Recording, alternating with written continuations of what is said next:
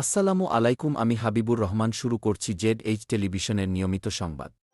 আদালতে মামলা চলমান, তবুও পেশাদার সন্ত্রাসীদের ভাড়া করে দুই বিধবার ঘরবাড়ি ভয়াবহ তাণ্ডবে ভাঙচুর ও লুটপাট চালিয়েছেন মজিবার বাহিনী। আর এ লোমহর্ষক তাণ্ডবের ঘটনা ঘটেছে রংপুর সদর উপজেলার সদ্য পুষ্করিণী ইউনিয়নের কেশবপুর মাদ্রাসাপাড়া গ্রামে। প্রতিপক্ষের ভয়াবহ সন্ত্রাসী তাণ্ডব চলা অবস্থায় ভুক্তভোগী 999 ও রংপুর কোতোয়ালি থানায় ফোন করার পরেও ঘটনাস্থলে আসেনি পুলিশ, এমনটাই অভিযোগ করলেন ভুক্তভোগী ও স্থানীয় সাধারণ জনতা। যারা আছে আমি আমার কাড়া করে থিয়ে গালা থাতিয়ে নাগে দিতে খুব আমার আউ করবেরও দেয় না, আমার পাউস পেরেও দেয় না, কোনো যাবারও দেয় না। আমার সব নুট্টারাজ করে নিয়ে গেছে, তো টাকাও নিয়ে গেছে 4-5 লাখ টাকা। আপনি থানায় ফোন দেন নাই? থানায় ফোন দিস না, থানা এই পর্যন্ত পুলিশ আইসে নাই। পুলিশ আসে নাই? না, এই পর্যন্ত আইসে নাই পুলিশ। এই জমি নিয়ে মামলা চলতেছে প্রায় 2 বছর থেকে 3 বছর থেকে মামলা, অথচ একটা মামলা আয় পাইছে এরা, আর 2টা মামলা এখনো চলতেছে। মামলার আয় দেয় নাই, হুট করি এখন কালকে সন্ত্রাসী নিয়ে ধরে আসিয়ে ওরা লুটপাট করছে। অত এবেকাকে মানকন করছে।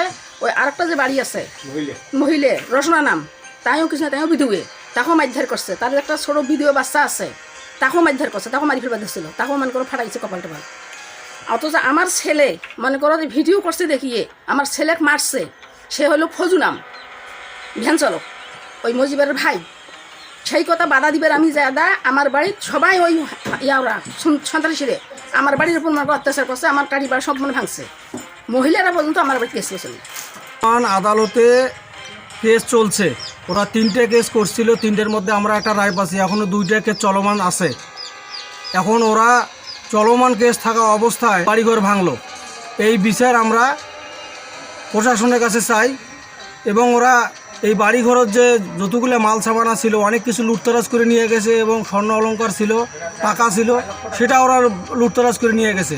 এই মহিলাগুলোর যে অবস্থা, সেই অবস্থাগুলো আমি প্রশাসনকে দৃষ্টি করে বলতেছি, ওনারা আসি একটু হস্তক্ষেপ করে দেখি যা। আদালতের রায় না নিয়ে ওরা সন্ত্রাসী নিয়ে আসিয়া, চারিপাশ থেকে লোক নিয়ে আসিয়া ওরা বাড়ি ভাঙচুর করিয়া রাস্তা ওরা জমি দখল করছে।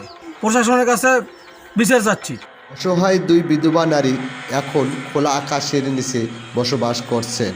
রংপুর জেলা পুলিশ সুপার ও রংপুর বিভাগীয় পুলিশ কমিশনারের সরেজমিন তদন্ত সাপেক্ষে আইনের ন্যায় দাবি করেছেন স্থানীয় জনতা ও ভুক্তভোগী। News desk, ZH television.